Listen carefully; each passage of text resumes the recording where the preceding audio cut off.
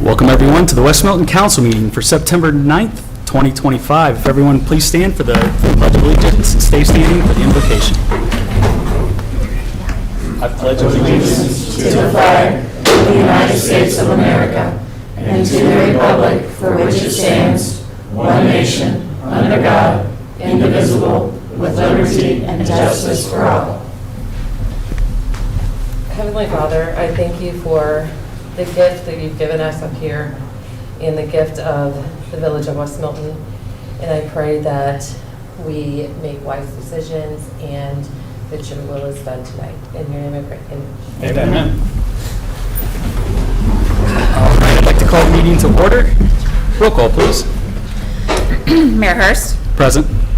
Mr. Dorman. Here. Ms. Metz. Here. Ms. Gregory. Here. Mr. Fogel. Here. Mr. Souders. Here. All right, next is to excuse any members that were absent from the previous month's meeting. On August 26, 2025's council workshop, we had Councilman Dorman and Councilman Fogel who were absent. Is there any motions to excuse Councilman Dorman? I'll make a motion to excuse both Councilman Dorman and Councilman Fogel from said meetings. Second. All right, all in favor say aye. Aye. Any opposed? All right. Next order of business is to approve the minutes for August 12th's regular council meeting and the August 26th council workshop. Council should have received the minutes. Are there any questions or comments by council? No, seeing none. Are there any motions to approve? I motion we approve the meeting minutes from August 12th, 2025 regular council meeting and August 26th, 2025 council workshop meeting. All right. All in favor say aye. Aye. Any opposed? All right. Next is to swear in the new vice mayor in West Milton. Do we have a copy of the thing, or we can wait? I do not. I was going to Oh, you say, I have it? believe the clerk has it. Do you want me to swear you in? I can. Yeah, okay.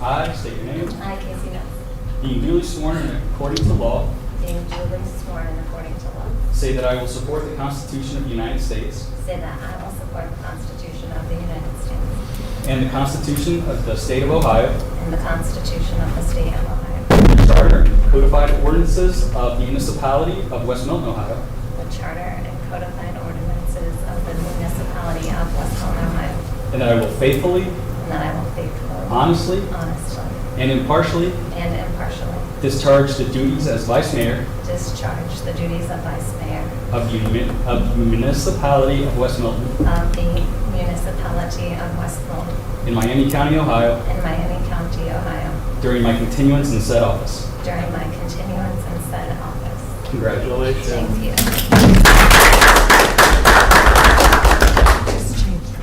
Oh, yes, you're going to take Yeah. Do we nominate the chairperson? Yep. All right, so once the vice mayor returns. All right, so now we need a chairperson of council.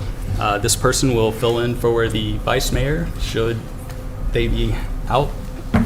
Are there any nominations for the chairperson of council? See none? I'll nominate Councilwoman Sarah Gregory as the new council chair. Second. Do you have to second? No. Are there any other nominations? No. All right, we'll close the nominations. We will now vote to see the chairperson of council. All in favor say aye. Aye. Any opposed? All right. Congratulations. We have a oath clause for that also, right? Get sworn in again? Yeah. Oh, you do?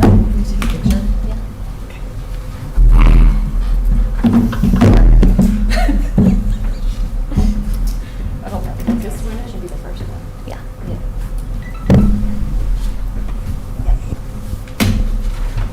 That one line is the last one. I know. Codified. Congratulations. All right, raise your right hand and repeat after me.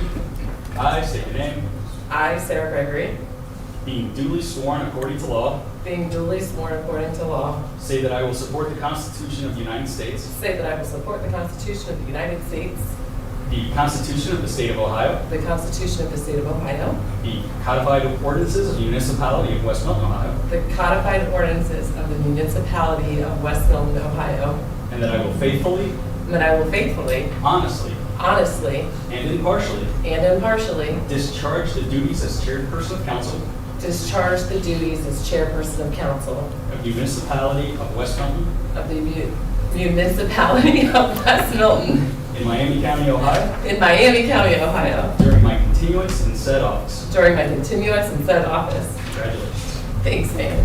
Congratulations.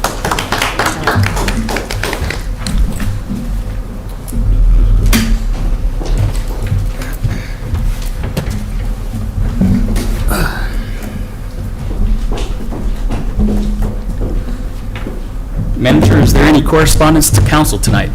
No, Mayor, none was received. All right. Are there any comments from citizens regarding tonight's legislation? All right, seeing none, we will move on to the ordinances and resolutions. Ms. Brush? It's Resolution CM-25-49, a resolution to adopt a new sidewalk installation cost-sharing program for the municipality of West Milton, Ohio. Whereas the council and the municipal manager for West Milton, Ohio have long recognized that well-maintained sidewalks allow residents to walk to schools, businesses, community events, and improve the appearance of neighborhoods and increase property values. Whereas it is apparent throughout the municipality that in the past, the installation of sidewalks during construction of new houses was not consistently enforced, leading to sidewalk islands where the sidewalk abruptly ends in front of one property and begins anew a few houses down. And whereas the council and the municipal manager would like to encourage those property owners who have yet to install sidewalks to install new sidewalks in order to connect to existing sidewalks that were installed during the construction of their neighbors' houses. And whereas the council wishes to adopt the new sidewalk installation cost-sharing program attached hereto as Exhibit A. And whereas the council shall analyze the value of this program and set funding amounts annually thereafter. Now therefore be it resolved by the council of the municipality of West Milton, Ohio, that Section 1, the council hereby adopts the new sidewalk installation cost-sharing program attached hereto as Exhibit A pursuant to the reasons set forth above. Section 2, the council hereby directs the finance director to place $50,000 in a separate expense account for said program. Section 3, this resolution shall take effect and be enforced from and after its passage. All right, thank you.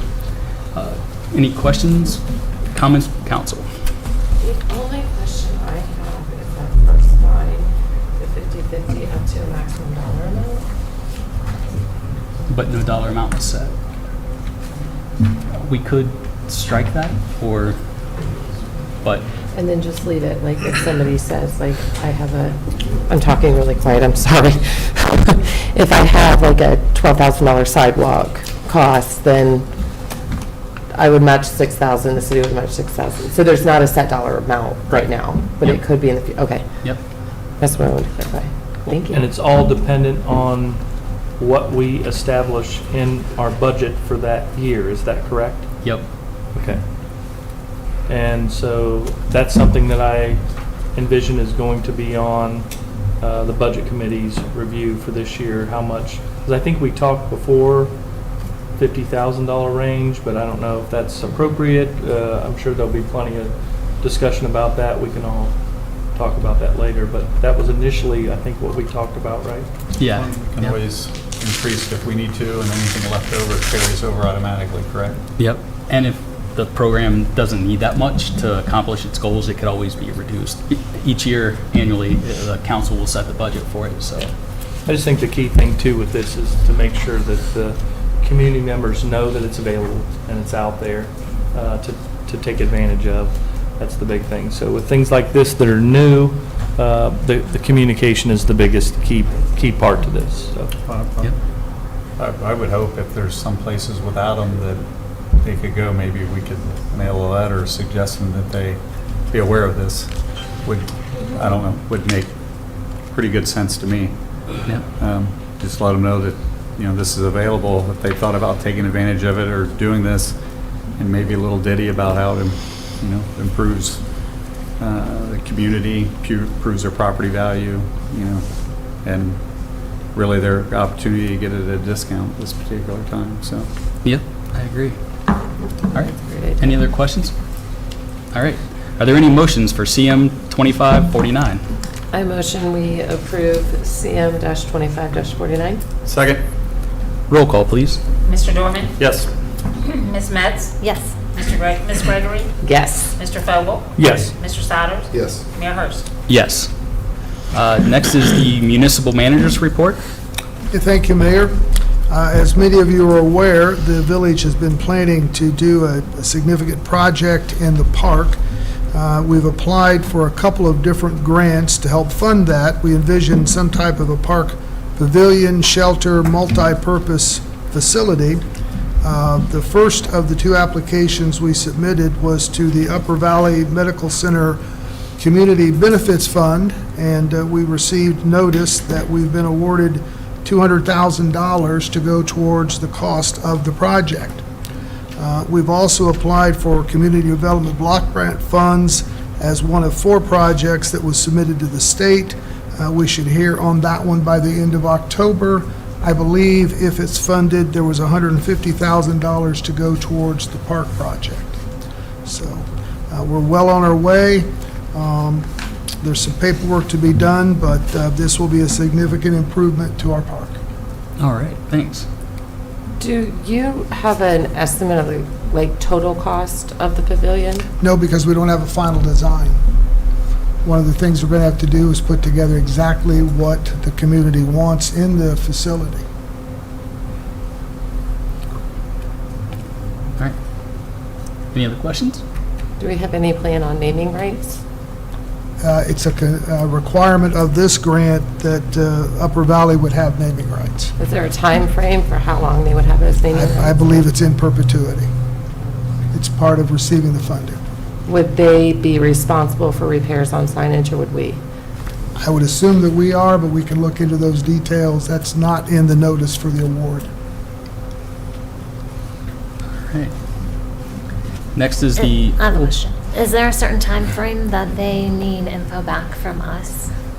I would assume that they would expect before the end of the year that we'll finalize the paperwork. Just if we wanted to ask for additional funds and that sort of thing? Well, that is mentioned in the grant award, that if the project is increased in size or cost, to run that information by them, and they would consider additional funding. When that was presented to them, what was the cost that was presented? We didn't give them a cost, we gave them a concept and a range of between $300,000 and $500,000. Does that seem to be where we would Well, I think that's a decision that the council will have to make in terms of once the engineers and the staff have put together a recommendation for what this would look like and what it would include. All right. When staff gets ready to do that, let us know. We'll be happy and to then- bring it back to you. All right, Thank sounds you. great, thanks. Next is old business. We have Wessler Engineering presentation on the proposed new wastewater treatment plant project. Okay. It's all yours, Ryan. You're probably the best Yep. spot. Presentation is what is how they, it's not. Okay. Understand. If it is, then it needs to. Welcome. Few familiar faces, some new faces. My name is Ryan Brown. I'm with Wessler Engineering. If you want to jump to the next slide. I've been with Wessler for a little over 20 years, and we specialize in water engineering. So, with me is Alyssa O'Donnell, also an engineer in our office that's worked directly on this project, graduate of Cincinnati, and 10 plus years in professional engineering. Next slide. Wessler is a water-based firm, so this kind of work that we'll be talking about tonight is kind of what we specialize in. We don't really help you with roads. You have other engineers that are well qualified to do that, and the like. But what we like to look at is water. So specifically tonight, we'll be talking about your wastewater treatment plant, and so we'll touch on the highlights of what our evaluation has found in its form. And the purpose of the meeting tonight is, one, to inform, and the second part is to also ensure that the public is aware of what's being considered and in a transparent way. And it's also a requirement of one of the multiple funding sources that will be looked at for this project. Next slide. So why are we here? What we were asked to do is evaluate the current plant and compare the current plant to future and existing needs, explore different alternatives, identify project price and cost and the operational benefits of the different alternatives considered. Our intent is to be kind of an apples to apples comparison of all the different options that are out there and be as comprehensive as we can, so everybody has the information they need to make the right decisions. And it's also really important to get this information out there because this does affect everybody in the community. The wastewater plant collects all of the sewage from residences, businesses, homes, you name it. It all goes to the wastewater plant where it's treated and safely turned into a material and water that can be discharged directly to the still water. It will have its impacts, potentially on rates, depending on what options are selected. And so this obviously, affects people as well in that way. So we would ask, there is a sign-in sheet floating around. I think Alyssa has it. For those in attendance that have not signed, please sign and put down one form of contact. That is a requirement of the attendance for this presentation. So the Ohio EPA likes to ensure that that's been secured. You don't need to put you don't have to put a phone number or email. I mean, one or the other is fine. But this is a decision that it will last for a long, long time. This is the program that we use requires a 20-year evaluation. In reality, some of the tankage here will exceed 50 years. I mean, even your current plant has tankage that was installed in the 60s that's still active. So long-term investment, long-term planning. Next slide. What's prompting the evaluation? 4 different pieces here are the primary concerns. There's some others that are more minor, but one is, first and foremost, aging facilities. As mentioned, 1965 is when your current plant was first built. It received an upgrade in 92 as well, but even in 92, that's been quite a long time ago. Like I said, normally we run these evaluations on a 20-year period, and that's typically because not so much the concrete, but the equipment that goes into the concrete and all of those other processes typically need some kind of rehabilitation around that time. You'll go through another batch of rehabilitation sometimes, but at some point, the plant has either met its structural age or it's met its technological age. We have electrical issues at the plant. There's a picture there that shows some of the switch gear that controls the primary power. The switch gear used in the plant is out of date. It's no longer supported by the manufacturer. Staff has had to resort to going to eBay to find workable parts to keep this system running. The failure of electric means the failure of treatment, and so continuity of service is very important. Water quality continues to be in the news. You've probably all seen the report. The picture there shows Lake Erie. Even though you're not a Lake Erie discharger, it shows the impacts of what the wastewater plants and the general population of the state can have on the waterways. This drives the regulatory environment from the Ohio EPA. And what we see is we don't see reduced limits over time. We see increased, more stringent limits over time. And so we can only expect that that will continue as technology continues to advance to treat water quality. Along with that tighter limits, the technology that is used at the plant was effective in its day. But, you know, the picture shown is a trickling filter. Trickling filters probably have not been permitted in many decades, and are severely limited. They were great for the treatment limits that existed at the time, but it's a real challenge to hit those limits and maintain those limits as the community continues to grow or treatment limits continue to get a little tighter. Just a quick overview for those that don't understand kind of what your collection system looks like and what you're grabbing right now. So your system actually, it's not your system, but Ludlow Falls, flows from Ludlow Falls are received from the north, pumped to the village limits. We've kind of broken this into, because the village is so long north to south, we've broken this into a left to right. And so the core central part of the village is all collected primarily through gravity sewers, which is great. And it flows all the way to the wastewater plant located just over this way. This is just a side-by-side. The picture on the left is from 1992, when your plant was last upgraded. On the right is an aerial photograph of what your current plant looks like. So just a reference for those that have never thought to look, this is your plant from, you know, maybe whatever 1,000-foot view. A quick process overview, just for awareness, because I think it's good for people to understand, like, what does it mean to treat wastewater. Wastewater flows to the plant by gravity. It goes through the machine you see on the left, which screens out the materials that are flushed down that are inorganic, that should, you know, otherwise maybe go in a trash can. It pulls those, that machine pulls those materials out, where they're put into a dumpster and hauled to a landfill. The water then goes through the structure to the right. Water flows through. This is like a porous bunch of plastic grates, kind of think of it like that. The water going through has food in it, i.e. human waste, and bacteria happen to love that. And so the bacteria grow on this large surface area of plastic. Air flows through there. The air, you know, feeds, and the air and the food keep the bacteria population going. They break down your waste. The water, or the waste, once it's broken down, goes to a big tank, big circular tank, where the settled solids settle to the bottom. The clear water comes off the top. These are called the clarifiers. That water that is then collected, where it goes through disinfection through UV light, which inactivates all the bacteria and viruses that might still be remaining in the water before it's discharged to the river. It's a very simple overview, but that's the bulk of it. There's a whole solids process that, you know, the waste has to go someplace else, and that's taken off site for further treatment.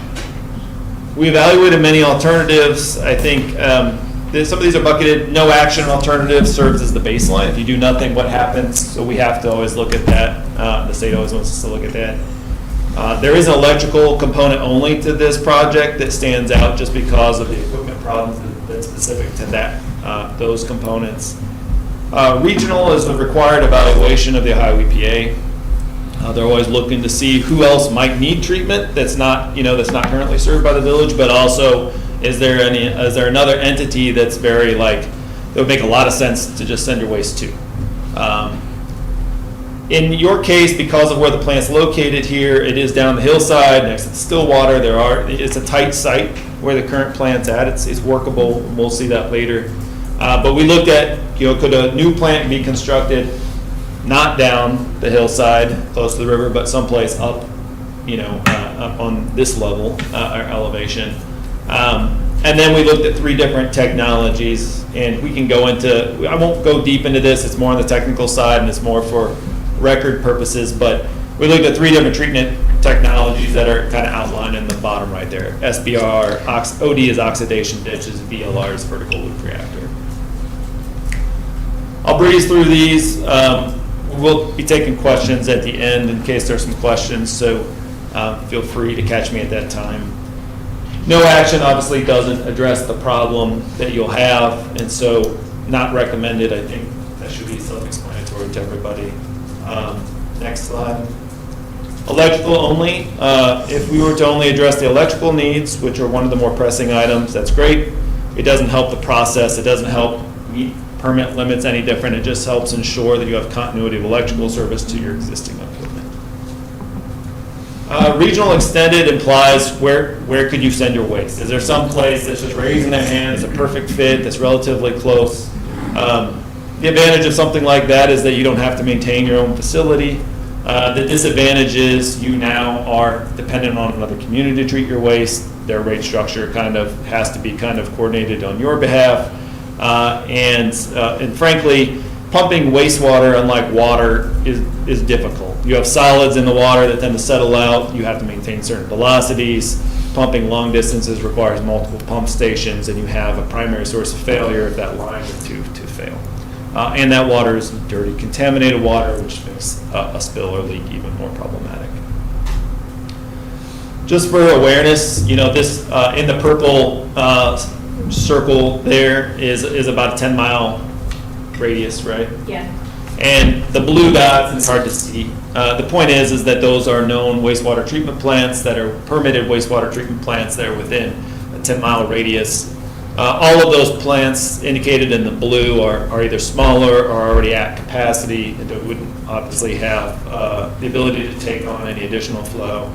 And all this information, this analysis is simply based on the US EPA's record keeping of each of these facilities. Englewood would have, on paper anyways, the ability to serve, but you'd have to pass through, obviously, Union to get there. Union's not interested in collaboration on this effort. Troy is 10 plus miles away to the plant, maybe a little closer if you look at the extremities of their system, but even then you'd have to ensure that the capacity of this would be able to travel all the way through their city. For the reasons discussed earlier, regional service is not recommended.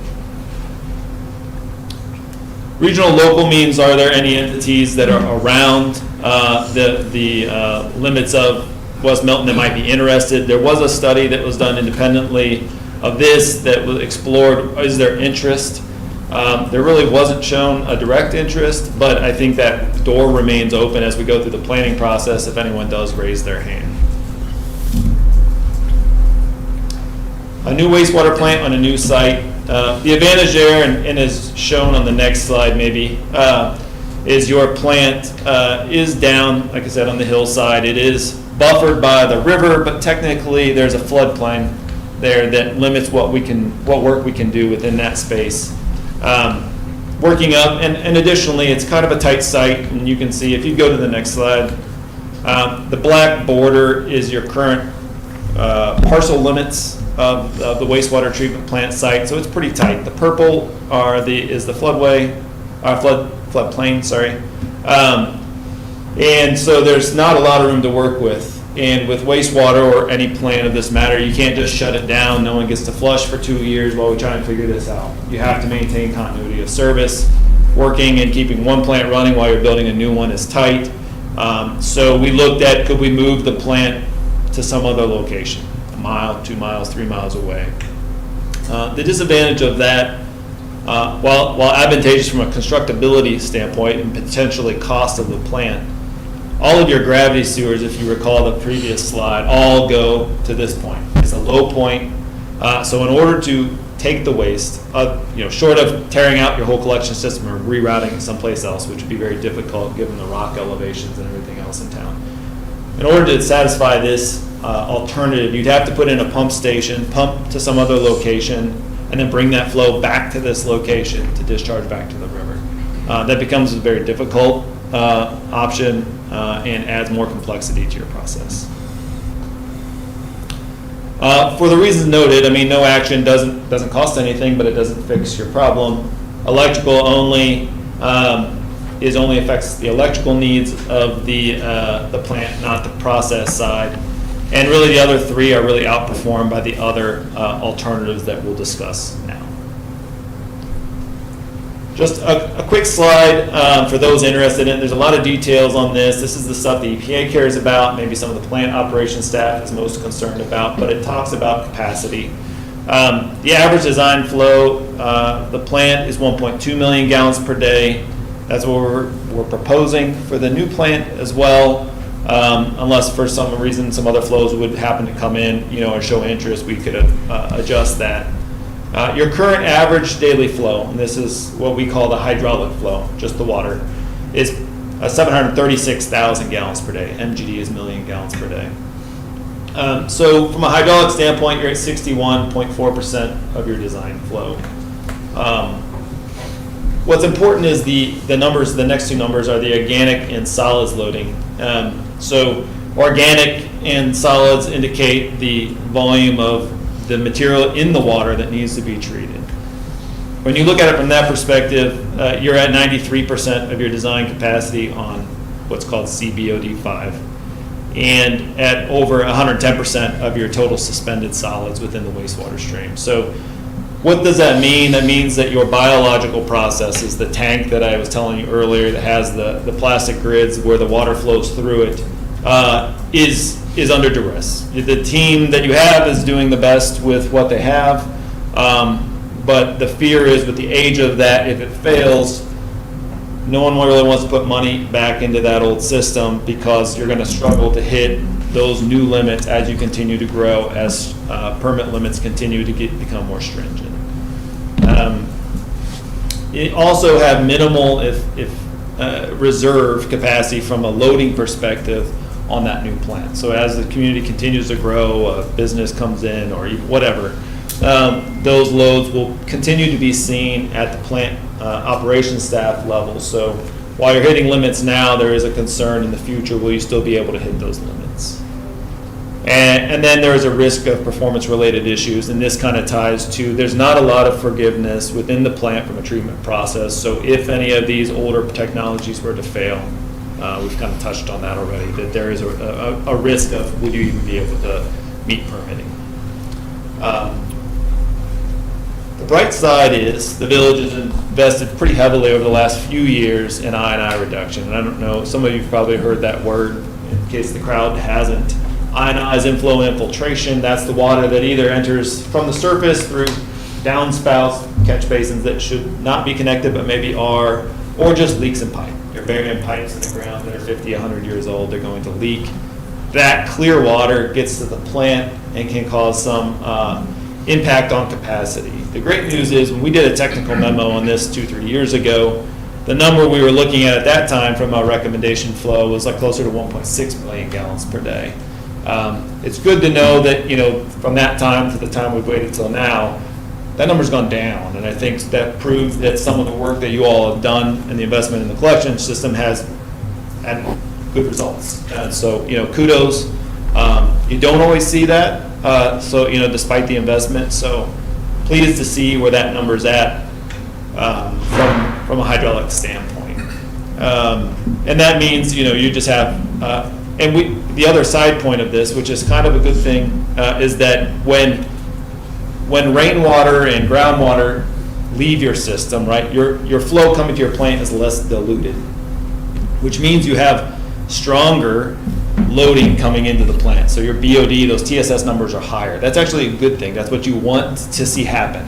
If you're just having real clear water that's very hard to treat because there's not enough food in that diluted water to satisfy the bacteria, so operating a plant under those conditions is very hard. So the way we know that you're kind of successful is the flows go down and the concentrations of the organics coming in goes up, and we're seeing that. So 3 technologies were looked at for the new plant, and all of these are proven. They're not new, and they've been around a little while. And actually, some of these are in a newer version and process that maximizes efficiencies. So the first one is the SBR. I'm not going to spend a lot of time here unless there's if there's interest. We'll have the Q&A, and you can ask what you'd like. The SBR is a sequencing batch reactor. It just means that you have some really big tanks. The water comes into one tank, it does one process, it changes into a different process, and it all happens tank by tank. There's some pros with that. It's compact and scalable. The disadvantage is that it's highly automated, and you're very dependent upon the computers and all of the controls and the systems working. Cost also in this case was highest. From a capital perspective, so was not recommended. Just showing here that there is space to the north of the current plant. It would require some additional land, so just transparency on that, but there is enough to not only satisfy what the current, and this graphic is going to be similar for the next 3 slides, but it's just showing that you have enough for what you currently need, but let's say 20 to 50 years down the road, you're twice the size you are now. We don't want to put you in a position where you don't have alternatives in the future. So the dash line you see to the north that's barely legible on these screens is really meant to simulate that. Here's what, if you doubled the capacity of the facility 20, 30, 40 years from now, would there be enough for growth? And yes, there would be.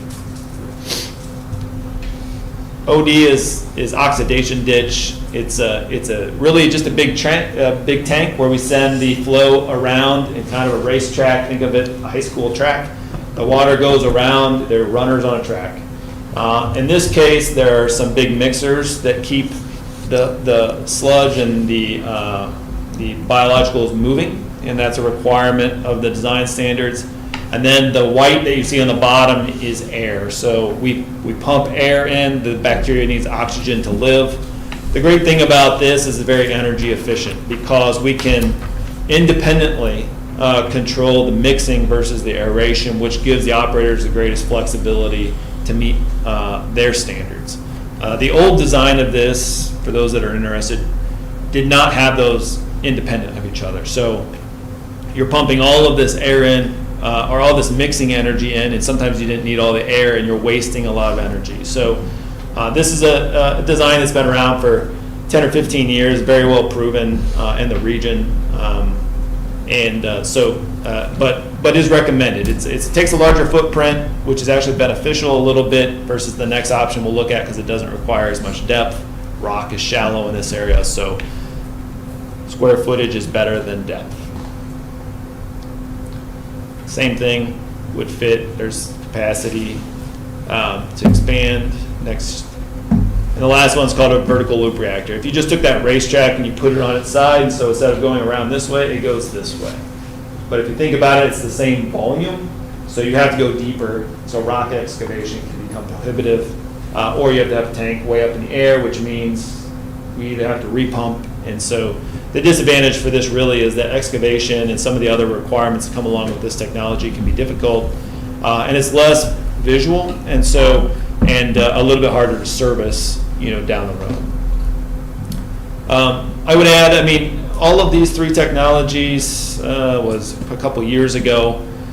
We've designed each and have experience with each, and we took plant staff and operations around to different systems and kind of let them talk with the operators, let them see these things with their own eyes. Dollar-wise, they're within $1 million, $2 million of each other, which is a lot of money in the grand scheme of things, but it was more, at this point, it really becomes as much operator preference as efficiencies, and so the oxidation ditch was the technology that staff liked most on that trip. Next slide. Cost. This is what people tend to care most about. These are preliminary. This is us. We don't have design. We don't have pipes sized yet, but we've designed a lot of these plants and these types of plants and sizes over 50 years. And so the costs here you see are estimated project costs. They do include a 20% contingency dollar within those because that helps account for not only the uncertainties that we might see throughout the design process in the future, but also recognizing, and we'll see on the next slide, the timeline. The timeline for these projects is long. We've talked, if we want to go back to the slide, but it could be 3, 5, 8 years, sometimes these projects. And so we try and estimate in these slides kind of what we project where that number might be by the time it's constructed. It won't be that exact number, but they're all evaluated in the exact same way. And the hope here is to do an apples to apples. And so the best way to compare these technologies is to use a net present cost analysis, which is required over 20 years. And what does that mean? It takes into account not only the capital cost, which is the direct piece that we see. If we're building a new house, we know how much it costs to build a new house. But we also look at the operation, maintenance, and replacement. So how much is it to operate, my furnace? I can get a more efficient furnace, I can get a less efficient furnace. That number in all your gas bill and your water bill and low flow toilets. And a house, the same way we look at that here. Different plants require different demands, energy being one of the biggest when operating a plant. So those operation and maintenance costs are considered here, as well as replacement. These, over 20 years, all of this equipment won't last 20 years. It's in a very harsh environment. but we take into account those anticipated replacement costs of those intervals, and we bring all of that forward over that 20-year period to figure out what that net present cost is. As I referenced earlier, the SBR wasn't really considered, it wasn't preferred by the operators, but also it happens to have the highest capital cost. It's nearly double the cost between the oxidation ditch and VLR when compared to the SBR and VLR. So those acronyms probably just went over your head, and I apologize for that. So when you sum all of those up, including the salvage value of some of the existing facility, you're at 40 million. What I want you to not realize is like, you're not writing a check for 40 million. You will absorb 40 million potentially in cost over a 20-year planning period. It does, and some of these are offset by your current operation maintenance cost. You're already paying staff, you're already paying an electric bill, you have a chemical bill, you have disposal of solids at the plant. The intent of this slide is to compare these alternatives. It's not projecting what your rates are going to be. That will come at a future time when we have more detail on what this planning is. But it's intended to show, of the options evaluated, which one is the best one for you all from a cost perspective, and that is the oxidation ditch.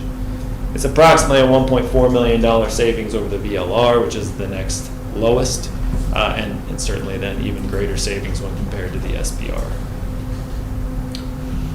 Preliminary timeline, if you were to start today and say, let's move forward, the nomination for this project, both from a design and construction standpoint, is due September 22nd, so coming up very quickly.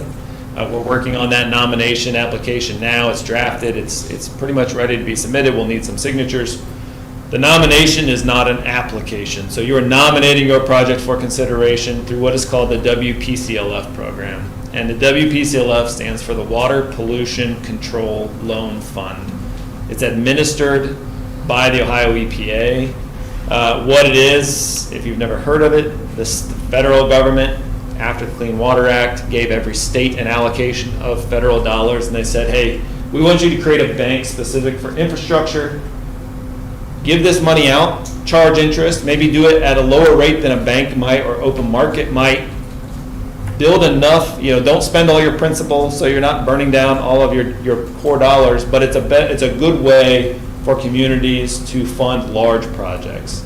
There is a component of that program that allows for principal forgiveness, i.e. grant money, that this application will be presented for. But at this point, we're putting your name on the list. And so that would be for design and construction. If selected, around December, January timeframe, they'll prioritize the 200, 300, 400 projects that will submit across the state for this program. They'll score them in a fashion where they think it's fair. And if you're lucky enough, you get principal forgiveness. At the worst case, you get a low-interest loan for a term of approximately 30 years. That starts in September. It would be by the time they call it a program management plan is released and finalized, you'd have to then apply for the funds that you would want to take, and council would have to be involved in that effort. My last time I was here, you kind of approved to go forward with the nomination, but the application will be a second consideration. That would be the soonest you could start. February, March-ish maybe would be the soonest you could start for a design, and that assumes that the report that we've prepared has been approved by the Ohio EPA by that time, and that's been a highly variable number. Ohio EPA is a little understaffed, and they do their best, but we're kind of dependent on them. From there, design. If you started to design, it would take about a year to design. You're looking at about another year to go through other funding and other permits. It takes 3 to 6 months for bidding, depending on timelines, and then you initiate construction, and that's about 2.5 years or so is what we're estimating for a project of this scale. So if you started today in September 2025, it'd be roughly 5 years from now in 2030 by the time this project would be complete and you'd be running water through it. That's could maybe be accelerated. There are some ways to accelerate that, 6, 12 months maybe. But in reality, it could also slide 6 or 12 months pretty easily too, depending on funding alternatives and other systems and permit review times that could come in the way. Point of this slide is just to show you've got to be thinking probably around a 5-year time frame. That's why it's sitting in front of you now. There's no problem now, but there could be a problem at any point between here and the future. I like to think of this as kind of like a car, right? You have a car of 200,000 miles. You can take the family on a road trip to Disney. You think it's going to make it. You hope it doesn't break down. You're stuck buying a car on the side of the road at a rate that you don't want, under conditions that you don't want, because you need to get there. This is very similar. You haven't failed yet. You know, you've had some broken tires and had to change the brakes a few times, but you're getting up there on the miles. And so this is a way for you to pre-plan and be ahead of the game. That's what I have. I took up too much time. Happy to take some questions. My contact information and Alyssa's is also there. You're welcome to email, call. If you have a follow-up question after the fact, I'd be happy to field that for you or route that accordingly. If you ask a question, if you would take your name. I know this is being recorded. I don't know if I can get a copy later. But Alyssa will also take some notes, so just if I can get a first name or something or last. Yes? Yes, my name is Scott Vogel, of course, council member. Yes. I have just a couple of questions. It concerns me with the electrical issues, that they're significant now, and we're having to go through, some difficult means, it sounds like, to find those parts. Is there any type of so-called Band-Aid that, I'm worried about a catastrophic failure. If something major happens, where are we at? What do we do? I mean, it sounds like even if we start going forward with this now, it's going to be 5 years before, we're going to have a new plan. So that really concerns me, because it sounds like that's a very big issue, and we don't want something catastrophic to happen. I will say, I think a little bit, and I know Corey's here and Ben is here, but I think that the village has been able to secure some of those most necessary parts when they find them. I think they're getting more than one, when they can, to give themselves some backup parts when they're available. Beyond that, I mean, if the problems persist, or tend to get worse, there are ways that maybe that piece, as design progresses, could be looked at as like a pre-project, if you will. It would take some planning, but we've seen some things, not necessarily electric specific, but we've done some others that have had to require something like that. The process has failed. We have to go ahead and jump on it now. We try and pre-design it for what it would be in the future and incorporate it when we do the bigger projects. So I think there's some options that I think it's just a balance of what, Ben, Corey, et cetera, will want to think about planning, kind of what they've been able to find on inventory. I don't know if this is what Scott meant, but I'm going to take it a step further. What happens when you do have a catastrophic failure? We obviously can't put out like a boil water, a no flush advisory. Yeah. So what happens? It just... Under the worst case scenario, you pull in a backup generator and you hook up and power that piece of equipment that might have, hopefully it's limited to a bucket, hopefully it's not, or you do some kind of emergency process where you're running some generators to power your plant, and we, along with the operators, would figure out what are the minimum processes that you need in order to keep things running. But there's never a failure which we're dropping straight into the river or anything. No, I mean, that kind of failure, thinking probably more of a structural failure. A tank blows out on the side and now it's, everything's rushing out to the river. For the most part, I think your plant, I'd have to go revisit. I mean, there are some intermediate pump station, I think. So we're looking at like systemic issues that would be a nightmare nonetheless, but solvable within a time frame to limp along further down the road. Yeah, potentially. I mean, depending what happens. just staying within the legal. Yeah, I don't think you're going to see a catastrophic failure. Right, no, that's what I'm saying. It's collapsed on itself and there's nothing. Correct. It would just be costly. Right. You're going to have to come up with some very inconvenient Right. pieces to make it work. Temporary equipment, temporary power, things like that. Is some of the backdrop to where we're at, I've heard people say, well, why don't you just wait till the state tells you you have to do it? And isn't there something going on where there's a lawsuit with someone else that is the reason why we're even able to continue to operate the way we do? Oh, I think you're talking There's some backdrop to how we're even able to. One of the subsources. You're talking about the phosphorus. Yeah. Yeah. We do not have a phosphorus limit. The only three majors, I believe, in the state is us, Union, and Inglewood because of that. Yeah. So we're kind of off the map already a little bit in one way. Not only are we old, but, you know, we're only the graces of someone else's lawsuit able to operate the way we continue to today, correct? Most communities of your capacity with a flow of 1 million gallons per day would have a phosphorus limit of 1 milligram per liter or less. And you where do are not we at on that? Have that. We average around probably a 3.5 milligrams per liter. And for anybody at home who's watching, some of the guys that make this happen every day for us are in the crowd back there answering these questions, and thank you. So I mean, it's not only time, it's past time? If you use other parts of the state as a indicator, yes. Okay, I just want to make sure people understand the bigger picture, that you know, we have wants and we have needs, and this is falling into the need category by more than one measure. And the current process you have would be difficult to hit those limits because of the technology I think another caveat to this too is there's not many systems out there like ours. That's true. I mean, it's not like we're doing what everybody else in the state or country's doing. We kind of have I don't want to say it's a one-off, but it's. There are still some out there. But nobody's doing it this way anymore. Alyssa used to work for the state of Indiana on the approval side at the regulatory level, and I don't know that we've seen I think any there of were these. 3 plants left in Indiana, and 2 of them, when I was leaving, they were getting rid of them. They were putting up either an oxidation ditch or SPR or some other. They're just too old for what the limits are in Indiana. If you are a plant that is 1 mgd or higher, which West Milton currently is 1.2, you are mandated to have a 1 milligram per liter phosphorus. Yeah.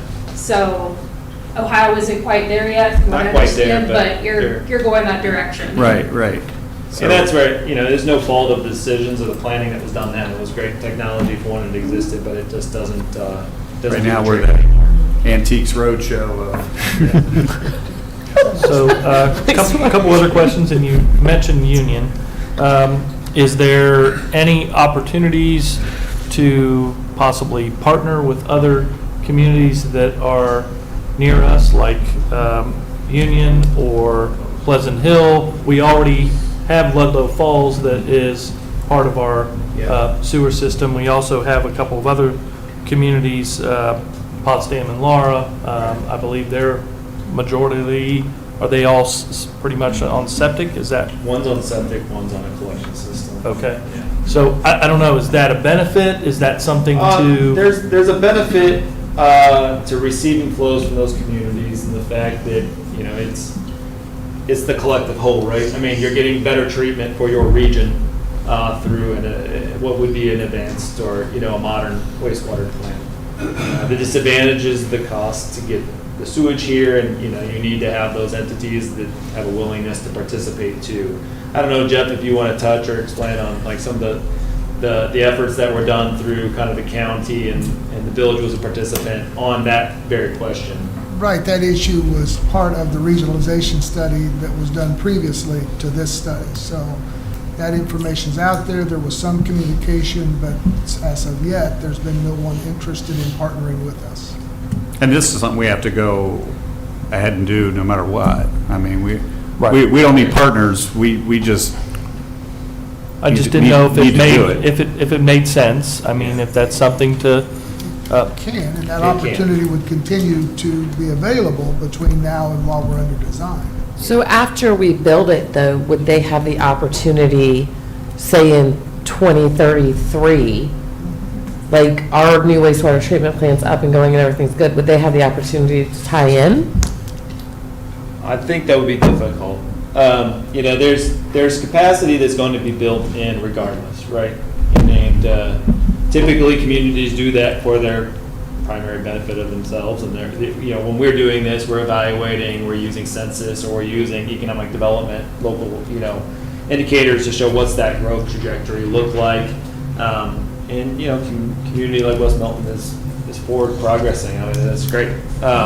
So then the question is like, are you using that and you're preserving that, and how much extra do you add for that what-if scenario, and then what is the impact of those people come on? So I would say, you know, what happens more often than not is you get to that point, the plant's built, you look and see where you're at hydraulically, you look and see where you're at loading-wise, and figure out what reserve is available, and is that the best option for the village, or is there a regional consideration that needs to be taken into account? Part of it, I would say, to go roll that back a little bit, though, is, I mean, part of the efforts is to try and figure that out now. I mean, the time is now when we're planning and can really put that into a picture. That's where it's most important. You know, so thinking about that after the fact is always much harder. Right. When that water regionalization study was done, where we had that meeting at Abbey, is it possible to like section it out to see, like, I'm just throwing this out here, but like to see what the cost would be to make the new wastewater treatment plant if in the future, like Laura or Potsdam or Ludlow Falls wanted to tie in, like, just that we would have the future capacity, because we are growing, Yeah. and so, like, we have that study, but it was just, I mean, the study, all I got was like one page with like the cost and like a map of the township. So I'm not sure, like, is it broken out? Like, what would it cost if we made the capacity, and I don't know the implications, like, I'm just throwing it out here, if we made the capacity, so if another village wanted to tie in, say in 2032 or 2035 or like. The short answer is yes. I mean, that can be, it's not part of the current study / scope, I mean, because we haven't really seen any interest in those numbers right now to know what that is. So we've built it around what the projections are now. I think we showed hydraulically, maybe there's a capacity of whatever that number, the math, 0.4, 30-40% reserve capacity.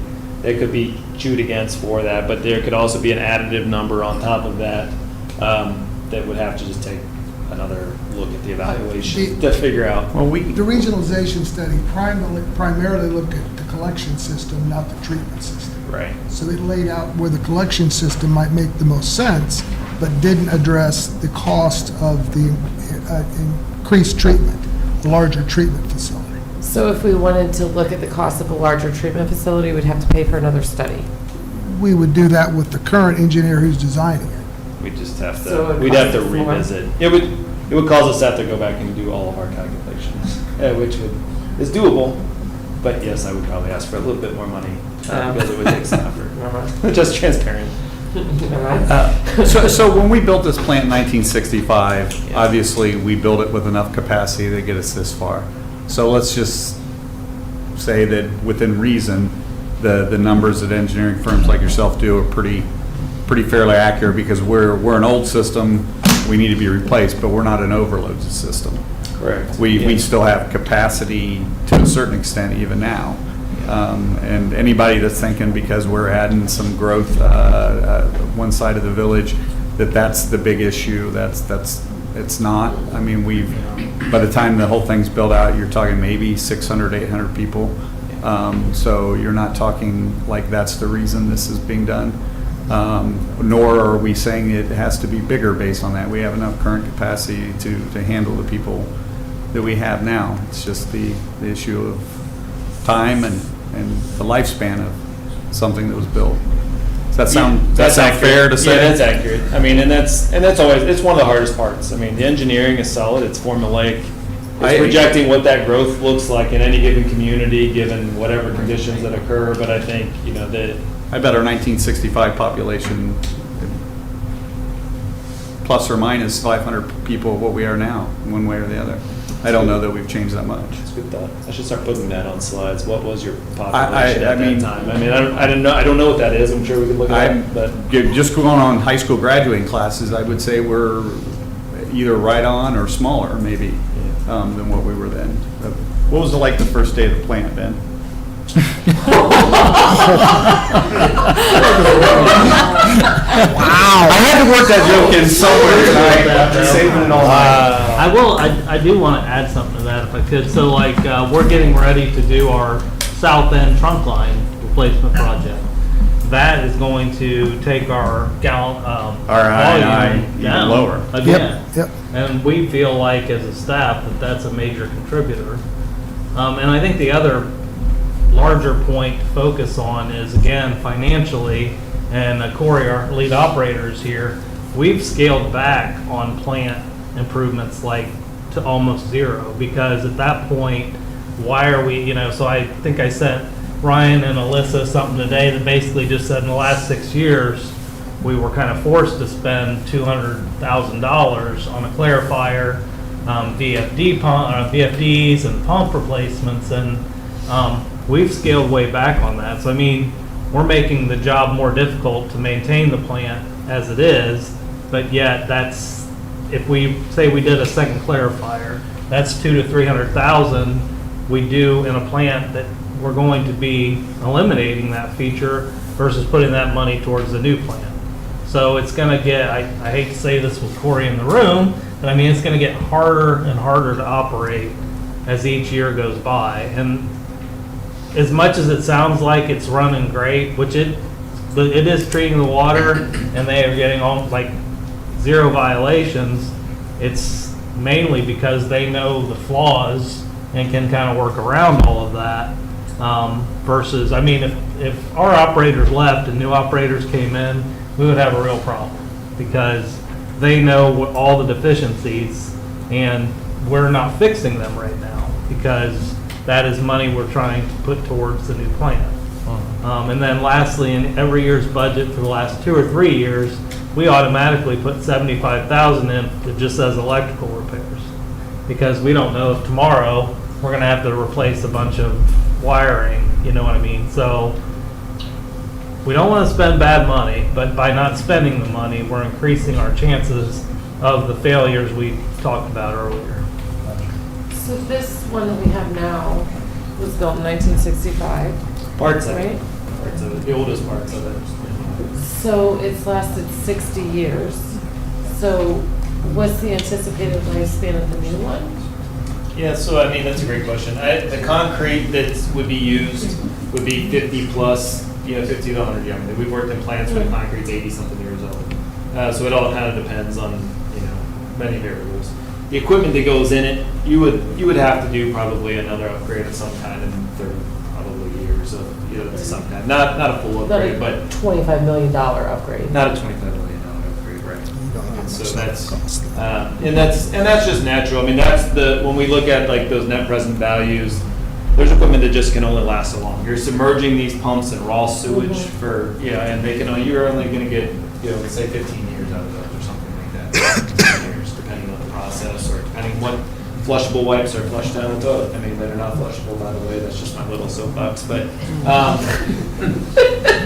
I say that to protect the operators, because they're the ones that have to dig those out of the lines and clean those out of the pumps. Those things are terrible.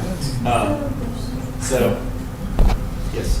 So with this WPCLF program, this is the first step to submit things forward with that to see if we get approved, accepted. Is there a cost involved in that, or is that? No, there's no cost for the nomination. Okay, So that's happening now.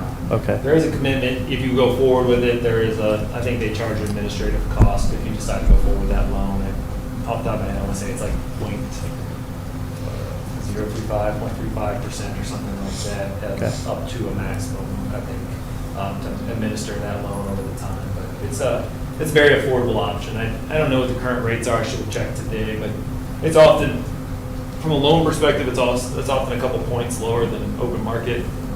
And there is some potential for, at times, 0%, which is hard to get, but potential, depending on how things fall. so do we have to make a decision tonight to move forward with that, or that's already being? That's already been committed to, and Okay. it's a non-committal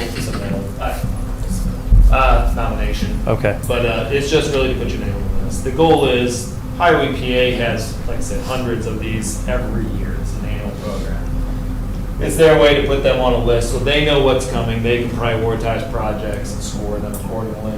And, frankly, if you were to proceed with design come Q1 of next year, you'd have to renominate the construction of the project, because it wouldn't be there yet. So you I have to do gotcha. it again. So it's kind of just, it's a very common practice. Okay. But it's nice to just put your name out there.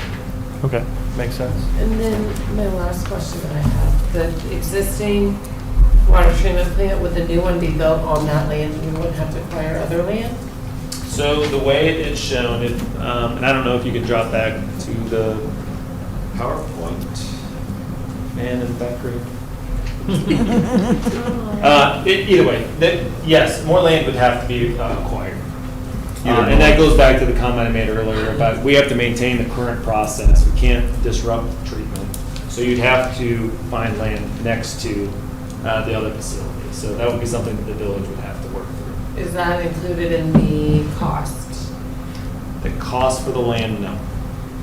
But there is a 20% contingency in that dollar amount. So you could say, yes, it's not specifically outlined in that cost, but more than likely that cost will shave away over time. So we kind of want to look at kind of the standard value. So depends what you pay for it. But no, that's not. I feel like it's been talked about, but the land south of there is, Not really viable. okay. And that's because of the topography of the land and the way it lays out. And there's some other pieces in the way there that make It's a giant rock shelf. Yes. Is what it is. We've identified parcels to the south and to the east.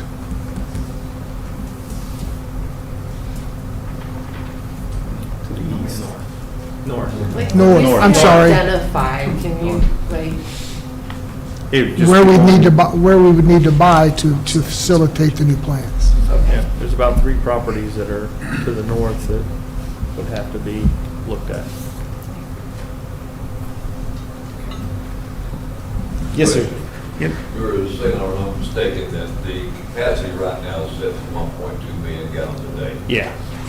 And you're proposing the new plant would be at the same 1.2 million gallons per day. Presently, yeah. Okay. And building that, would you not want to make that bigger? I mean, we're looking at trying to incorporate Union, Ludlow Falls, Laura Potsdam. I mean, that's going to increase substantially. And then you're saying if you had underwater runoff, leaking pipe, and you were at 1.6 above the capacity. And this happens again, even though you got all this new equipment, you got a new plant, you're overloading it. And is your equipment going to wear out a lot sooner? It doesn't quite work from the wear out perspective. I think there is a question that can be raised about the volume and the capacity. I mean, with well, if you just use as a percentage, right? Like right now, you're at something around 60% of your hydraulic capacity. 60% is not quite 50%, but you could almost double in size. So not quite double, but there's a lot of hydraulic capacity there. Homes don't have a major impact by themselves. A home here or there. 310 gallons per day home is one of the numbers that we can use for it's a little bit less than that, but for planning purposes. But that's what the projections show. So if we take kind of your growth trajectory out over that 20, 30, 40-year time frame, we show that you can fit it. And now that changes if some major industry wants to come in. I mean, that's always a possibility. A lot of times what we don't want to do is also oversize, because if you have tankage that is too big, you don't have enough food for the bacteria to live in, they're too spread apart, and they end up starving because there's not enough food. And so there's a sweet spot to the design that we need to find that allows the operators to still supply the food that the bacteria need, but also give you enough capacity to be flexible. And so that's one of the benefits of one of the oxidation ditch methods too. You can kind of have better control of your loading. So I don't know if that answers your question directly, but that's the hydraulic side. On the organic side, we have the ability to treat better with these new processes than you do with the current ones. So while you're organically overloaded with your current processes, the new ones would have better ability to treat those future flows and loadings. So with those numbers, if we're at 60% capacity now and we increased our population by 30% for 5,000, that'd be adding, a couple thousand people. we would still be within that capacity. And we also expect to reduce the I&I with the Right. south You project. should be, and that we're also taking into account the I&I reduction that's been seen, and I know the staff has been noted, feels that that's probably one of the more primary contributors of I&I And anyway, if so. you added, and this is just for exercise sake, if you added Potsdam, Ludlow, Laura, you don't even come close to 2,000 people. Yeah, and that's what's important. I think, So- those communities all have size Even in at our an current aggregate. capacity, we could handle the sewage from that many extra Yeah, people. and I will You say. handle the flow, but your Flow. technology couldn't No, handle right, the right, increased right. waste.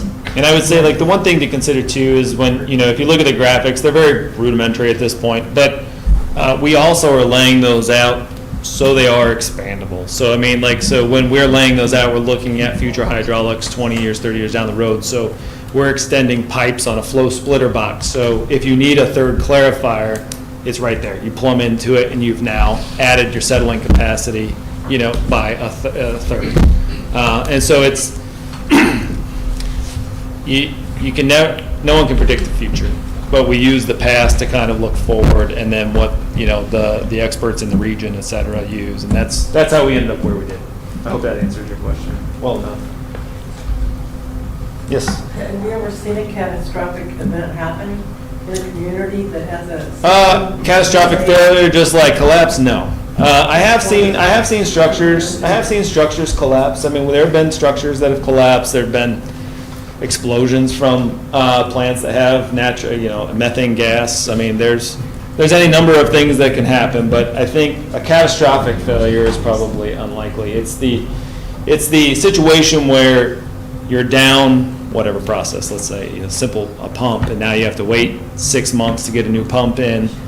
You buy the most expensive, whatever one's the fastest, which is twice as much as the one that you'd want, but that's what's available, so you order it, and now you're ordering that. Or you have a clarifier piece of equipment that Ben mentioned, which you've had to do once already, $200,000-$300,000, it takes 6 months to get it. The whole time you're barely getting by because you have 1/3, 2/3 of the capacity that you normally had. It's that kind of failure that's the most impactful. I will say, if you want to know what impact has, Cincinnati's MSD, Metropolitan Sewer District, they were upgrading their electrical system. They had built a brand new transformer and all that, custom made everything, and they took off their other one, their backup one. Well, the new one kind of went kapooey, and they had to do emergency operations for many, many months for Cincinnati. So it was in the news if you want to see.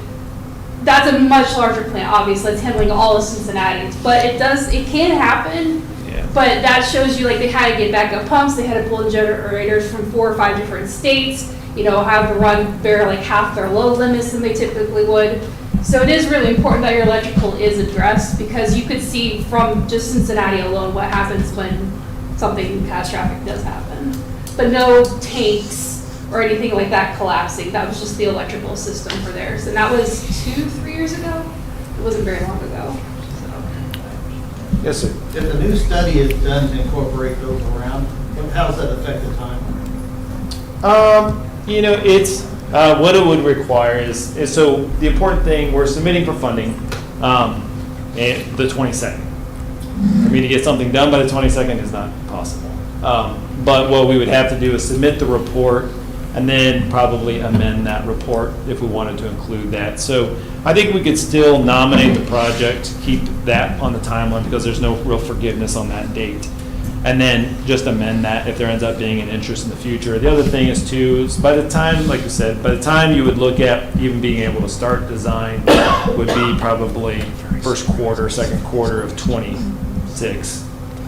And by that time, we would have that figured out if those numbers were solid.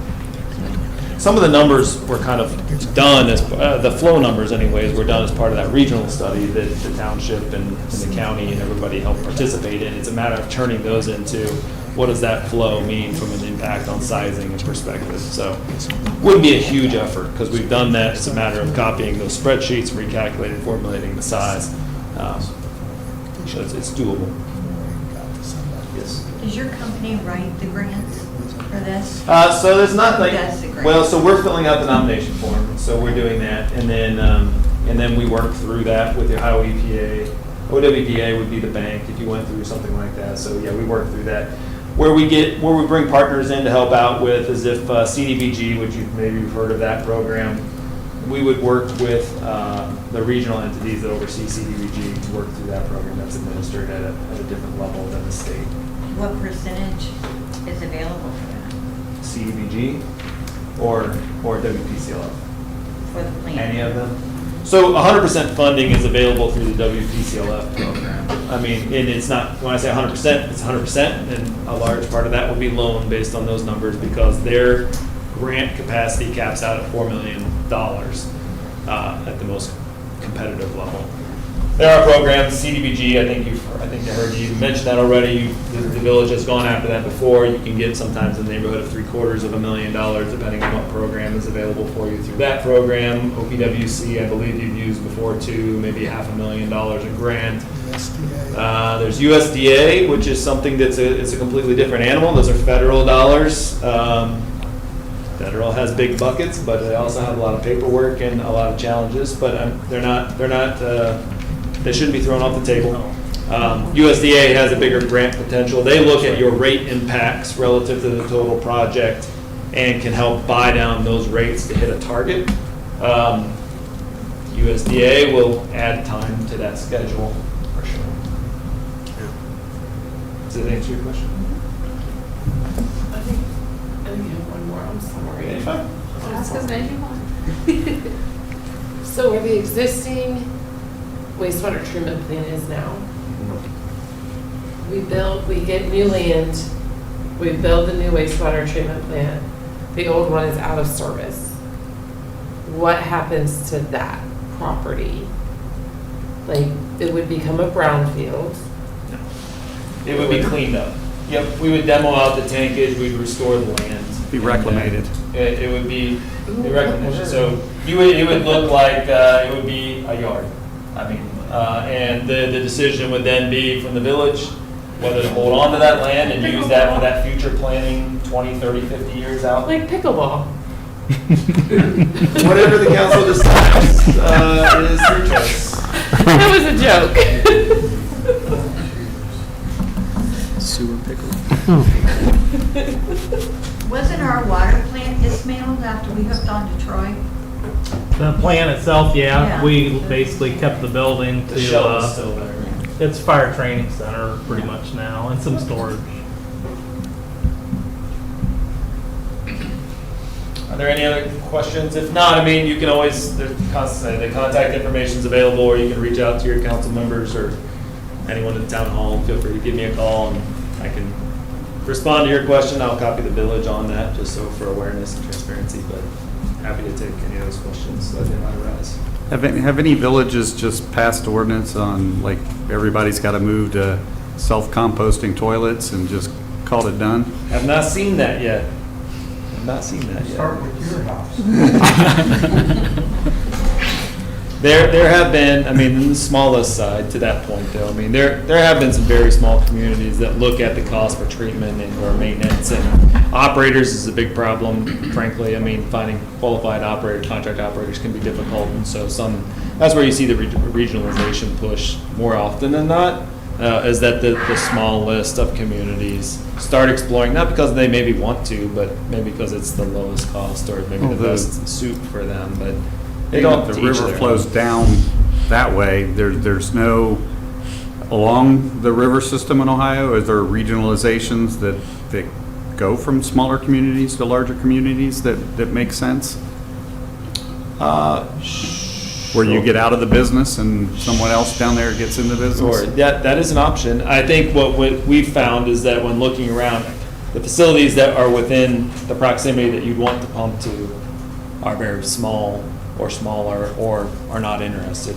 Union was the one we did reach out to, and they didn't show interest just because I think they were. But Inglewood had the capacity. What's that? But Inglewood had the capacity. Englewood shows capacity. We haven't gone through the detail of getting through them. The problem is you have to get all the way through Union to get your waste there, which, not saying it's impossible, but might be difficult. And so, and then Troy, as I mentioned, is very far. That's uphill. I mean, So, that's. yeah, there's a lot working against us in that direction. downhill makes sense, uphill doesn't. Sure. Thank you very much for all the detail. Yeah, thank you. happy to do Appreciate it. it. And appreciate the questions. Thank you. I have a question for council. Could you step up to the podium, if you would? I am so disappointed in how many people are here tonight. But I don't think it's because they don't care. I don't think they knew about it. And so, well, my suggestion is, couldn't we put a flyer in everyone's water bill when this next meeting comes up so that we know everybody knows about it? Because when we changed out of the water in the Stillwater River, we didn't have that option because we were fighting against city manager and the finance director, the head of the water plant, and most of the council. I was on council then. Debbie Sakala and I went out, we ran 800 flyers. We spent 5 hours on Sunday going door to door, putting one on every doorstep to make sure everybody knew we welcomed them to come, we welcomed their questions. He drove a long way tonight and didn't have enough people to even make his time worthwhile, I don't think. This is a big deal for this town. People need to know that you want to spend the money smart the way they want you to spend it. They feel like, I think you'll have more of them on your side if they know you really care that they show up. But they can't show up with Facebook. I wouldn't be here tonight if my coworker didn't tell me it was on Facebook. So I really, really strongly urge that you make a better effort to get the people involved and get you behind this, because if you slap them with a double water bill, you'll play hell ever getting another levy passed in this city. Thank you. I would add to that, I mean, I've been on and off council for about 10 years, and I think this has been a topic for the last 10 years. It's not, it may be coming to a head, but it's not new. But yeah, we can certainly make a better effort to reach out there. This room was full clear to the back that night. You had to stand. They do care, but they don't know. Can we add that to the water? Absolutely. I think that We would be can do another public meeting. Nobody's shying away from this. The problem's not going away, and the more people talking about it, and the pros and the cons, and just the reality of it is always good. Hi, guys. Long time no see. Hi, Michael. Hi. Yeah, you guys have been talking about the wastewater treatment plant for some time. I know it's coming to a head now. Back when we were doing the wastewater, the water plant, we were getting hit with fines almost every day or every week or every month. We were getting hit with fines from the Ohio EPA. And the federal government, I guess, was on us too. Ben probably knows more about that, and you guys probably in the wastewater or the water plant probably know more about that. But we didn't know we were paying. Oh, I knew we were getting hit with fines all the time. I was part of the group that brought everybody in and EPA, the letters from EPA I had in my hand and presented to council then to prod them to not get a drink out of the Stillwater River anymore, because we were basically getting nothing but farm runoff. I don't think we're at a crisis with the wastewater plant right now, like we were back with the water plant back then. We were at a crisis, basically. We were drinking poison water, from time to time. And we were getting constant oil advisories at that time. But you can't boil nitrates. No, you can't boil nitrate, but we were getting advisories that but that's all the water under the bridge. The water we're getting from Troy now, I feel that it's relatively safe to drink. We're not at a crisis with the wastewater plant, with the waste treatment plant. I don't think we're not going to get hit with fines from the EPA, are we? That I know of. We're one break away from. Yeah, but I don't think we're going to have a catastrophic failure where the wall breaks and it spills into the river. I don't think that's going to happen. I don't know. Nobody really knows, but it's old. Yeah, it's an old plant. But we're not at a crisis like we were with the water treatment. So The only as far reason as, we're not- I think we're doing the right thing here. I feel comfortable with, the discussion here that's going on for the waste plant. I know it's going to have to be a thing that we got to address eventually, and might as well do it now. What the heck? As much as I'm adverse to spending all kinds of money, and being taxed more, I'm really adverse to that. I think most of the town is, about right here. No, I think they were right about here with taxation. Everybody's fed up, but even though that we've passed a new, and we've got another, issue on the ballot come this November, or several issues for taxation. I think people were, so, but as far as waste treatment, I guess it's got to be addressed, but, I don't know what to say other than, let's proceed with the discussion and get this puppy on the road, I guess. I don't know. Thanks, Mike. Thanks, Mike.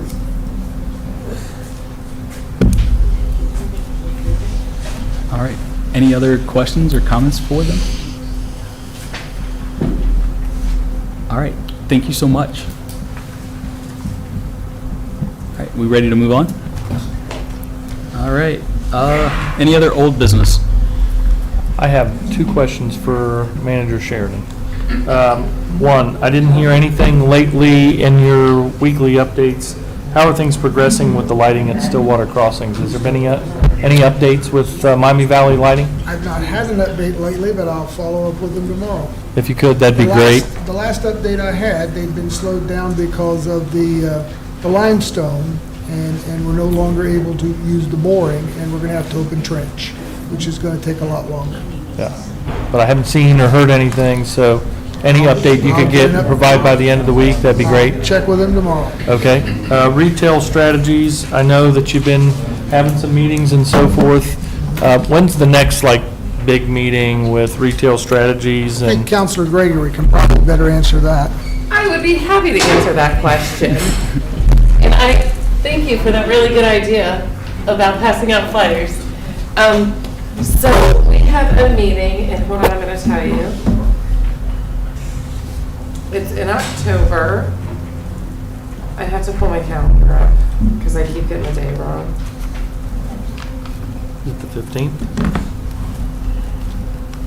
Yes, so October 15th, we have a community strategy meeting. Okay. It is for stakeholders, for business owners, for building owners, for residents of the village, for parents who send their children to school at Milton Union, for people that live in the township that love West Milton, as just a stakeholder in West Milton. And we are going to just brainstorm really about different ideas, different thoughts, different struggles, what you'd like to see, what you absolutely don't want to see. It is an open meeting, and it is 6:00 p.m. to 7:30 p.m., and it is going to be here. And there is also online on the village's website page. It's been on Facebook, and you can email me, and I can send you a link for a downtown survey as well. They are gathering data right now. So when you make a plan, you gather data, and then you take that data, and you make a plan with that data, and then you implement the plan. Because we can say we want things all day long, but if the data doesn't show up that it would work, probably doesn't usually work, if you're a fan of data. So Wednesday, October 15th at 6:00 here. Okay. So another question on top of that, since they are getting the ball rolling, I know that Mr. Cropland is redoing, renovating the old Pearson House building. He's also doing the same with what used to be Dr. Polling's building. Are they collaborating with him in reference to any type of businesses? I don't coming? believe they've communicated yet, but we hope that they will. Okay. So, It was the eye doctor's building. Megan on Friday if it was possible to get a list of all businesses in the village. Okay. She said there was maybe a list at some point. I did one a while back. Well, and I remember you did. Yeah. Is that, do you still have? Oh, I'm sure I can dig it up, yeah. Do you think you could give it? Absolutely. yeah. So I had asked if she could send a personal invite letter to at least the businesses Sure. within the village. Sure. So she was gonna work on that. Retail Strategies has their invitation to everyone in the community, so we're gonna put that in there, and then just also explaining why we're sending this letter to these business owners. Yeah, the most comprehensive list that I've seen while I've been here was compiled by Councilor Dorman. Yeah, if you don't care, she said she would. Oh, and that was with the input of the police and Sure. the village, where it wasn't just a Don effort. I mean, everybody piled in on the email chain on that. And she had asked me too, since it's called the downtown plan, if we just wanted those downtown businesses, but I said, at this point, we want anyone, like you said, in the village, outside the village, in the township, to be invited. Yeah, I agree. I did talk to Diana Cropland today, and they are hoping to open it's Marketplace 28, they're hoping to open sometime in October, is the plan. We will, from the Project Revival side, I offered to do like a ribbon cutting, and then the other side where the jewelry store is, it's gonna be an event space, Oh, good. which is gonna be so great. An Good. event space? Good. Where Cropland Jewelers was. Like a little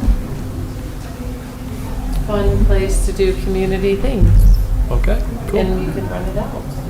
And one last question for Ben. Sir, can you tell us when paving update, when that will start? I know there's a few different areas in town.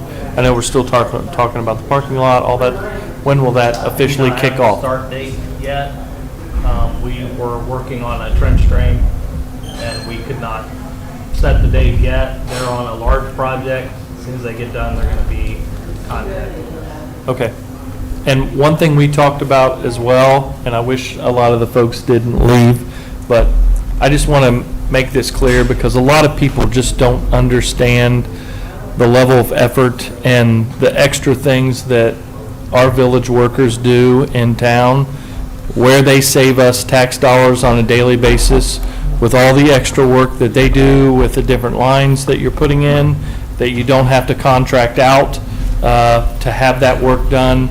I think we just had a project not too long ago that was recently done, and I think it was estimated somewhere around $20,000, that if we would have contracted out with someone, that's what it would have cost us. So people just need to know the expertise and the level of effort and the people that we have here and what they do for this community, and the money that they ultimately save us across the board is tremendous. So huge kudos to you and your team and everybody that works here in the village, because they do a darn good job. Absolutely. Thank you.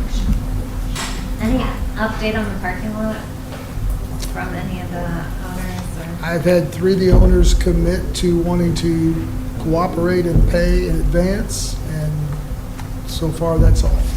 And then the next step is code? The next step is we'll pave it all and then use the other ordinance to require them to participate. To pave it, you know, what needs to be done about removing the overgrowth and the debris and the parking, you know, the concrete barriers and all of that part first? Barriers to Like The parking blocks. The in and out, that island of weeds and parking blocks. Yeah, as far as that island, I mean, it's not paved now, so it wouldn't be part of the project. But anything that's in the pavement area will be moved. And then what they'll do is they'll mill it all so it's level, and then probably put in like a base, which would be considered like a scratch course to make it completely even. Then they put on the surface course. And in the quote that I think I gave you, Manager Sheridan, that we split up, that included the milling, the scratch cut course, and then the final paving. the area you're talking about is where you enter the parking lot. Yeah. I think that would fall more under code enforcement in terms of making somebody clean it up, or we clean it up and put it on their taxes. Yeah, so I would hate to make a nice, beautiful parking lot and not Right. remain. I think that's how we'll have to handle that portion. Or just, I was riding my bike through there, that's how I was looking today. Like the property to the west, it looks like maybe a car is parked there that doesn't move. I don't know, maybe it does move, but it doesn't look it. But there's like trees and weeds and that fence all hanging over. That's why I was just wondering. I just didn't want to see it get paved and then all that. Right. Now, being on the edge like that planter area is, you could still, I mean, you still pave the lot, you can still basically saw cut that out and pave that at a later date. So I mean, and then just seal it with AC and then it would be fine. So I mean, even if that doesn't get done now, doesn't mean it can't be done by the property owner in the future. Or like the dumpsters that, I don't know, I was just thinking, is there a better way to reconfigure it that people are agreeing that yes, 2 dumpsters can sit right next to each other and then we get this many more parking spots out of it, or, I don't know. So who ends up striping it, or who figures out the best way to stripe the parking lot? It'll basically be put back in kind, so however it's striped now, So I don't how think it would is. be put back. It's not. It's almost impossible to stripe it logically because it's such a checkerboard of It's owned ownership. by different people, yeah. But getting it paid will be huge. Yep. Yeah, that's gonna be, I mean, Any other old business?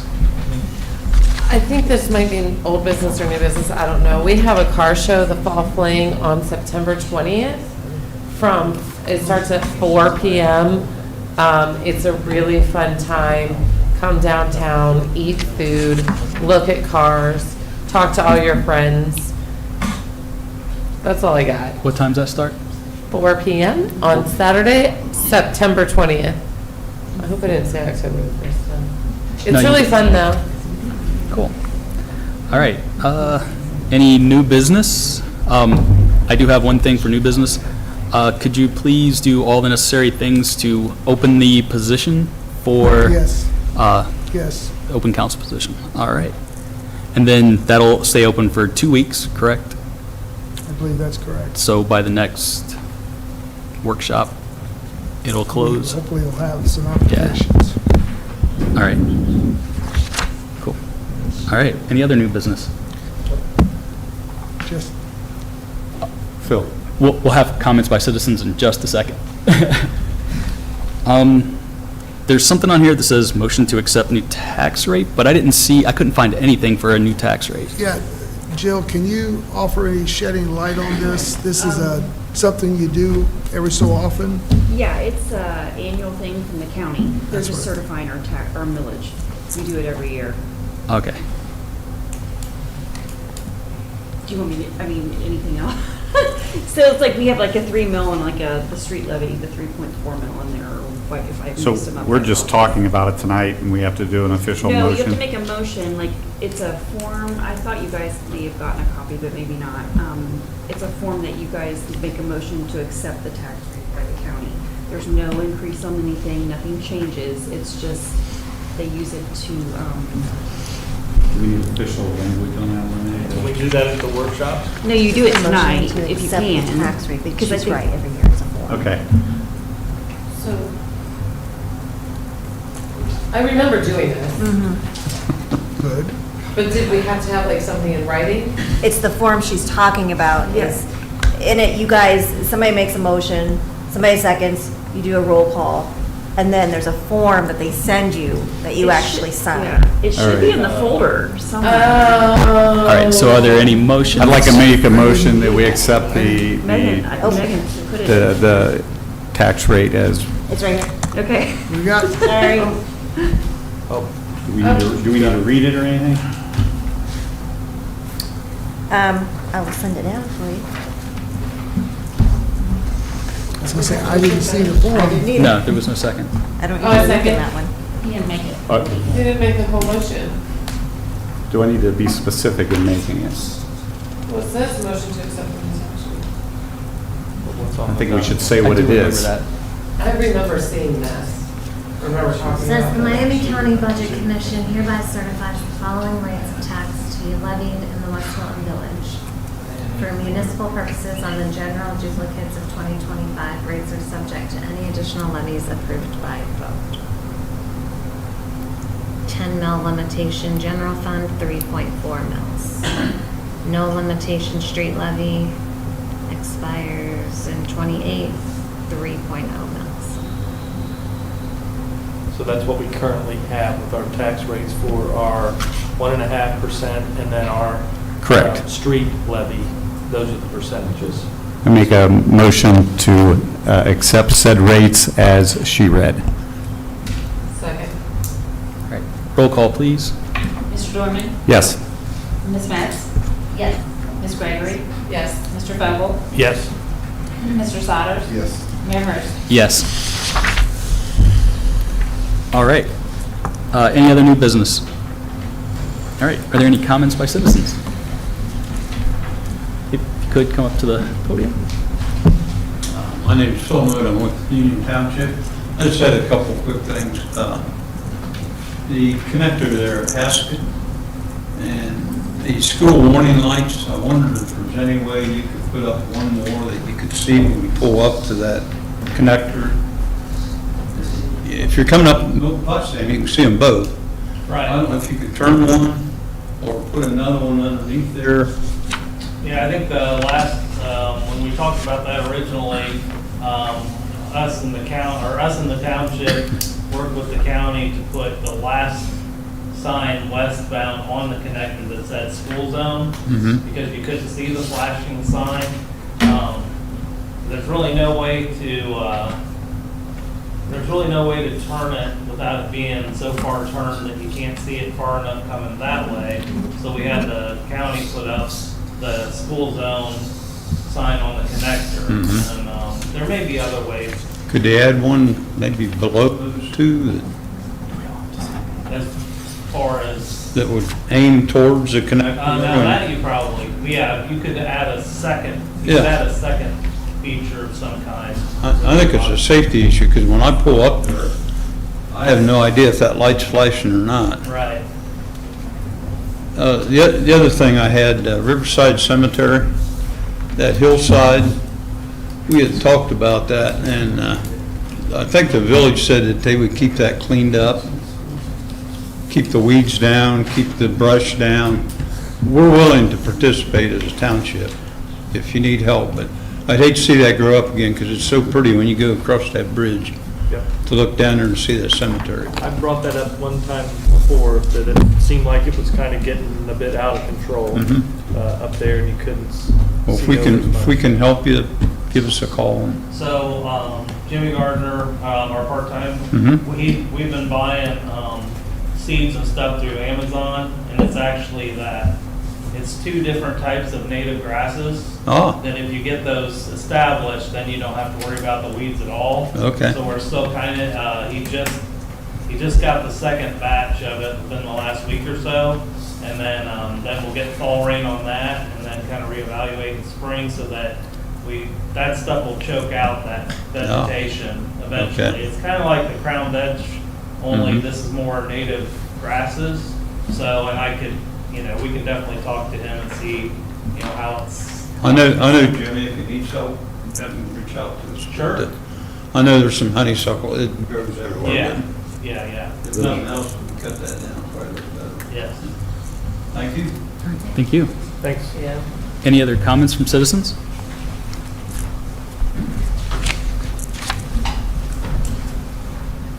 I'm Candace Curry, and I just have a question as to where we're at on our Route 48 cleanup. You know where I live. I do. My house valuation just went up $86,000, and I'm living next door to a dump that nothing has been done. If my husband didn't mow the grass, and I don't even know what to tell you. But where are we at? We've been doing this for years, and nothing has been done. They've been cited, and we'll continue to cite them and take action when we have to. So you can't do anything about getting that place painted? Painted? Yeah, maybe. We'll take another look at it. Well, what, I mean, we can't do anything when it comes to painting. We can There's mow a the grass. there's a maintenance exterior requirement. Well, I know we can fine them for it, but we can't come in. No, right, and that's We what I can't meant. come in and paint it We've and not- bill them. we've Like not- we can come in and mow it But you and can bill keep it. fining them until it's painted, right? Right, we have not fined them for the exterior yet, as I recall, but yes, we can Is keep there a fining. certain level with the fines exceed a certain thing, then we can actually file for? I'll defer to the law director on that. I thought there was certain things that if they aren't dealt with so long, that we can actually, We can do nuisances, but that's only for specific reasons. It wouldn't be for paint on the Okay. outside of a house. Usually it's more for structural issues. Chief, you're kind of in our go-to guy on the citations. Is there more we can do to bring their The attention to court- it more, to act versus ignore? We've only done this one time. We did have a house that we cited the person and the court ordered the person to clean it up or find them in contempt. They ended up selling the house and the person that bought the home cleaned it up and actually turned it into a residential property again that was sellable. That was the one on Hamilton. That's the one on Hamilton. So do we need to move to that level with it? Yeah, we can move that way, absolutely. It just makes the downtown horrible. I mean, I'm so sorry that I ever sold that, but I'm past that point. You won't sell it back to me, I've tried.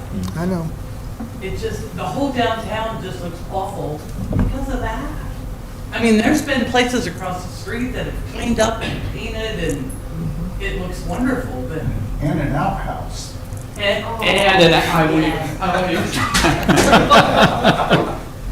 yeah, that's been up now for 2 Halloweens.